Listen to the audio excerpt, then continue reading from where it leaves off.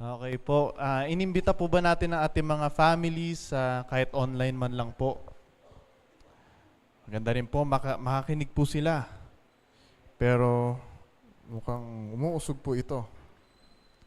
Pero maganda po ang ating mensahe ngayon. Para rin po ito sa atin. Para rin natin malaman kung paano natin, ano pa ang pwede nating magawa para tayo makapag-evangelize sa ating family. And today we're going to be talking about the open door for salvation. Kung i-share man natin ito sa Facebook, ito po ang ating theme for this month. Ang open door for salvation sa ating pong household. Because God cares for our family. Amen po. At gusto ng Panginoon na masave niya ang ating mga mahal sa buhay. Hindi lang tayo. Pagkus maranasan rin ng ating closest sa buhay, maranasan rin ng ating mga mahal sa buhay ang joy na ating nararanasan, ang peace na ating natanggap mula sa ating Panginoong Jesus. Punta po tayo sa ating text for this evening. Tatagpuan po sa Genesis 7 verse 1. The Lord said to Noah, "Go into the ark, you and your whole family, because I have found you righteous in this generation." Amen po sa pagkabasa ng ating salita. Tayo po muna ay manalangin. Thank you, Father. Thank you, Jesus. Thank you, Holy Spirit. Maraming salamat for this day. And kami po ay iniimbita namin ng inyong presensya as we were singing praises. Amin po nare-recognize ang inyong presensya in this place. And Father, kayo po ang patuloy na gumising sa aming diwa at pumasok po ang inyong mensahe sa aming isipan at sa aming puso upang pagkatapos po ng gabing ito, kami po ay makapunta sa aming mga families, sa aming mga bahay, ready to share the gospel, ready to bring Jesus into our families. And we thank you, Father, in Jesus' name. Amen. Amen po. So this year, tayo ay naka-receive ng promise of salvation para sa ating families. Ito po ba ay clean natin? Ito ay paulit-ulit na ating naririnig sa mga Sunday service at saka sa ating prayer meeting mula pa lang sa start ng taon na ito, 2024. So mukhang ito talaga ang promise sa atin ng Panginoon. Kung sa inyo man po, sa tingin natin imposible sa oras na ito na makasama natin ang ating families. Kailangan natin maniwala sa promise ng Panginoon upang ito ay ma-fulfill. And God is also saying we have to do our part. Meron tayong part na binigay ng Panginoon dito. Meron rin tayong special role. Although it is the Holy Spirit's work upang makapasok ang gospel sa kanilang puso. Pero kailangan mag-work rin tayo. Kailangan magbigay rin tayo ng effort upang maparating natin ang magandang balita sa ating mahal sa buhay. And sa mga nakaraang week, na-recognize natin na maraming gates sa ating buhay. Maraming gates na nakaharang sa ating family, between our family at sa ating Diyos.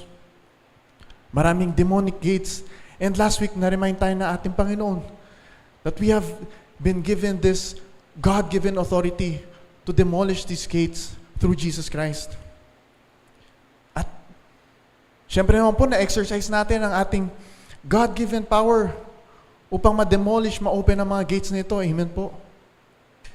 So if na-open po natin ang mga gates nito through Jesus Christ by the power of His blood, antayin po natin, mag-excited tayo dahil paparating na nga.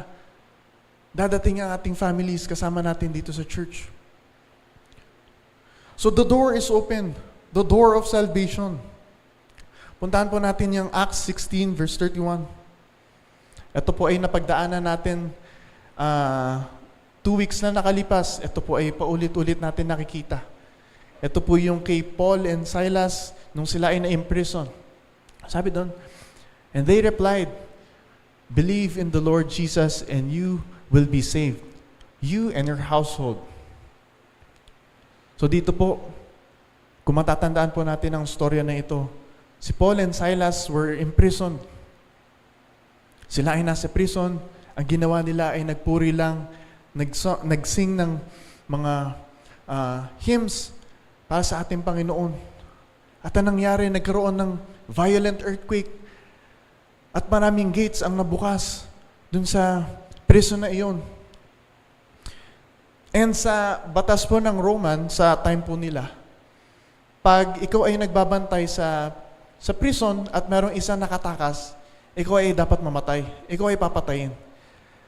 Kaya nung nabuksan yung mga gates na yun, yung jailer, yung nagbabantay sa kulungan na iyon, natakot siya, nagpanik siya. Nakita niya nabuksan lahat ng gates. Alam niya mamamatay na siya. So gusto niya patayin na lang yung kanyang sarili. Huwag ka magpakamatay. Siguro na-realize niya na okay naman pala, hindi naman nagtakbuhan yung mga tao. Miraculously, andun pa rin yung mga prisoners sa kanilang mga cell kahit bukas na po yung mga pinto. Dahil na-witness niya itong incredible thing, nakita niya ang miracle na ito at na-realize niya rin na siya ay na-save from harming himself. Tinanong niya agad si Paul, sabi niya, dun sa previous verse, sabi niya, how to be saved? Yun lang yung sabi niya Yun yung sabi niya kay Paul. Kasi alam niya kung sino yung tinatanungan niya. Alam niya kung sino si Paul. Alam niya na si Paul ay nagta-travel at dala-dala ang salita ng Diyos. Alam niya na God is with Paul and Silas. Kaya alam niya kung sino yung tamang tao na tinanungan niya, Sir, what must I do to be saved? Tinanong niya ito, siguro na-curious siya, ano kaya ang sasabihin nito? Dahil naka-witness siya ng isang miracle na nangyari sa prison. Na-save ang kanyang buhay, hindi siya natanggal sa trabaho, hindi nag-behave yung mga prisoners. So tinanong niya, paano ako maliligtas? And on that very moment, merong isa pang gate na nabukas. The door of salvation, dun sa household ng jailer. Medyo hindi lang po ma-elaborate kasi maikli lang po itong verse na ito Pagkatapos po niyan, dinala niya po sa bahay si Paul at nakakilala rin yung kanyang family. So nagkaroon ng promise of salvation para dun sa jailer and his household. Dun sa time na iyon. So ang door of salvation sa household ng jailer ay nabuksan. Wide open. Ang door of salvation dun sa household ng jailer ay nabuksan. At na-fulfill yung promise of salvation nung hinayaan niyang pumasok ang gospel sa kanilang bahay. At excited pa nga siya According dito sa chapter na ito, kinuwento pa niya yung kanyang na-witness na miracle dun sa kanyang families. Na-witness niya, siya ay naging witness dun sa miracle na iyon. And in the beginning pa lang, meron ng promise si Yahweh na gusto niyang imbitahin ang buong pamilya sa kanyang ark, sa kanyang presensya. Gusto niya, buong family ay masaved. Punta tayo sa Genesis 7 verse 1, yung ating binasa po kanina. So, nang pinangako ng Panginoon kay Noah na isisave niya ang kanyang buong family, for I have found you righteous, sabi niya kay Noah. Hindi po dun sa entire family ay righteous, but iisang tao lang. Sa mundo na punong-puno ng kasamaan, wickedness, hindi naman sinabing righteous yung kanyang family, maaring nagkakasala rin yung kanyang family. But because of that one man, one obedient man, that is Noah, nagkaroon siya ng covenant between the Lord that God will save His entire household. Ano ba ang pwede nating malaman kay Noah? Ano ba ang ating pwede maunawaan? So si Noah ay isang righteous. Tinawag siyang righteous ng ating Panginoon. Bakit po? Between chapter 6 and chapter 7, ang dami pong instruction ni Lord kay Noah. Ganito mo i-build yung ark. Ito yung mga hayop na ipapasok mo. Napakarami po na instructions. Wala namang sinabi dong response si Noah. May separate verse lang doon. And Noah did all the Lord's command. Siya ay sumunod agad. Wala na siyang ibang ginawa kundi sumunod. Kaya so when we say righteous, hindi lamang ito yung sinasabi nating sumusunod sa batas o morally upright o hindi mo makikitaan ng kadumian pag siya ay naglalakad dito, hindi mo malalaman na siya ay lumalabag sa batas, siya ay natawag na righteous. Sa mundo ng punong-puno ng masasamang tao, siya ay tanging nag-iisa na sumusunod sa ating Panginoon. Sabi ng isang unknown author na ang Bible standard of human righteousness is God's own perfection in every attribute, every attitude, every behavior, and every word. So kung si Noah ay natawag na righteous, ibig sabihin nito sa kanyang lifestyle, sa kanyang kilos, sa kanyang attitude, sa kanyang pamumuhay ay nare-reflect kung sino ang Diyos na kanyang sinasamba. Kung sino ang kanyang Diyos. Kaya siguro sumunod ang kanyang mga anak, ang kanyang asawa. Kasi marami silang reason para hindi sumama kay Noah sa ark. Di ba magkakaroon po ng flood? Pwede nila sabihin, ano mo naman to si Daddy? Kita natin nasa desierto tayo, asan dito yung flood? At saka sa buong buhay natin, never pa tayo naka-witness ng flood. Pwede sila mag-deny. Pero dahil si Noah ay isang good example na tawag na righteous, si Noah ay blameless, si Noah ay faithful sa kanyang Panginoon. Siguro sabi sa kanya nung mga anak niya, sige, sundan na nga natin si Daddy. Hindi naman to nagsisinungaling eh. Hindi naman siya loko-loko. Sige, sundan na lang natin siya, baka tama nga siya. And at that very moment, na-save rin ang kanyang family. Ang pagiging witness of God ay very important. Ito ay key ingredient sa ating pag-minister sa ating family. Pagiging witness. In Acts, kanina binasa natin, yung jailer, na-witness niya ang isang miracle na nangyari. At siya ay naging witness by telling what he had witnessed. Ang kanyang mga narinig, ang kanyang mga na-witness na miracle. Siya ay naging witness by letting the gospel inside his house. Basa po tayo ng isang verse. Punta po tayo sa Acts 1, verse 8.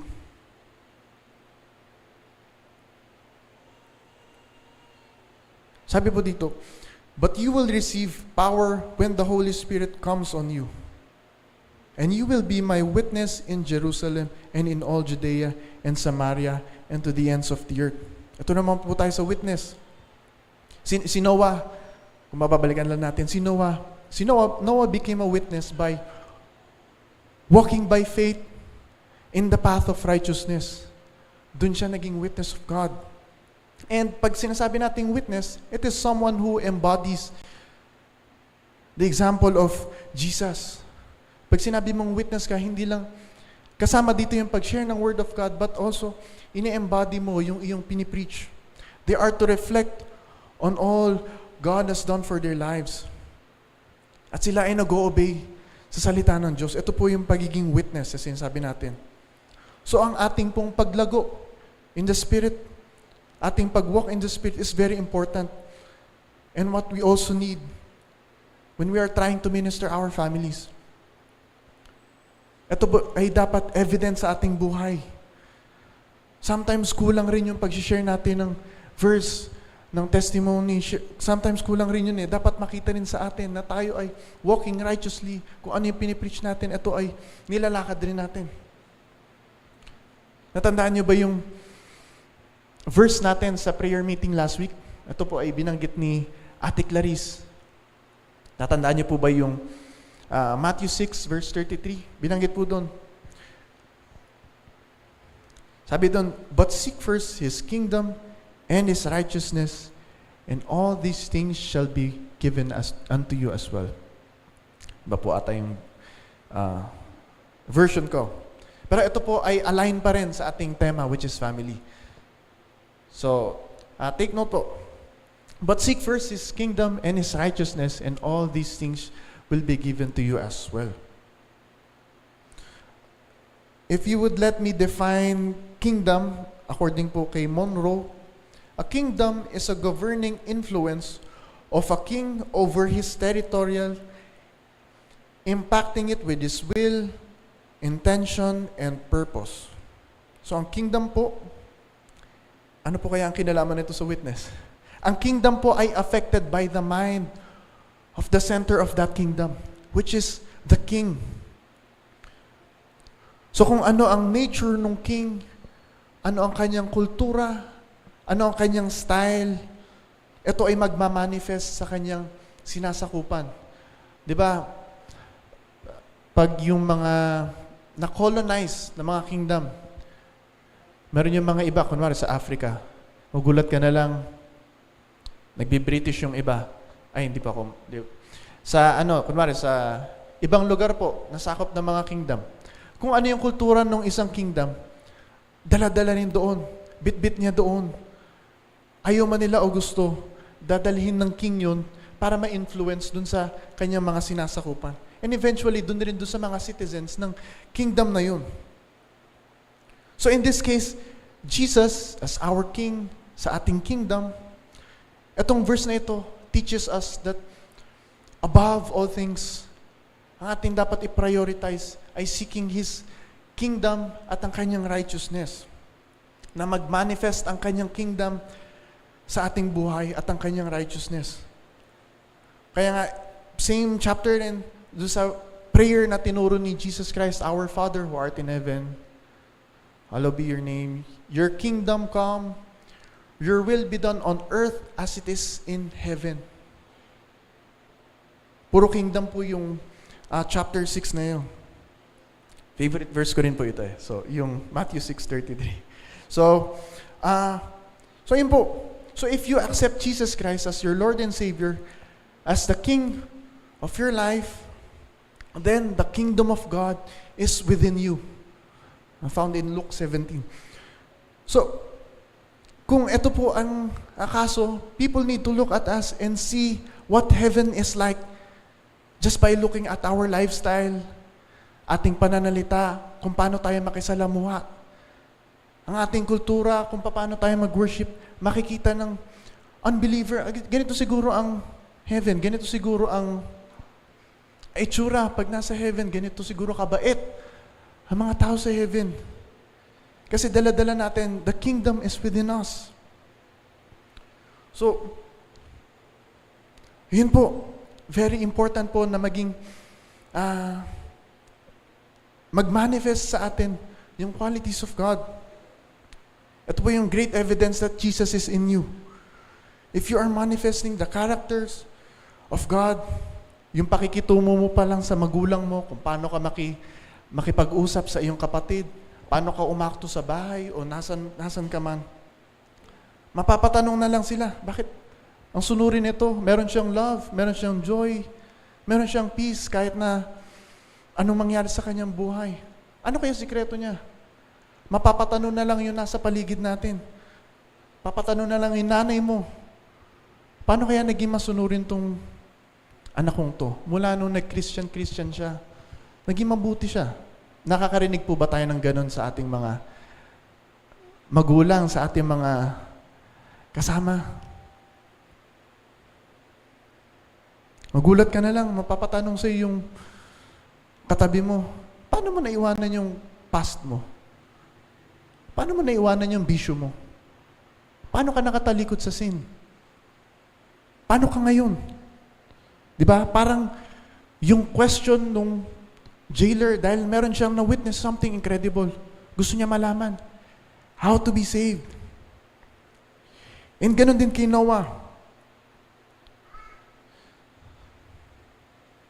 Siguro, kinwestiyon na rin siguro siya ng kanyang mga kapatid, ng kanyang mga anak, ng kanyang mga kamag-anak. Totoo kaya itong sinasabi ni Daddy?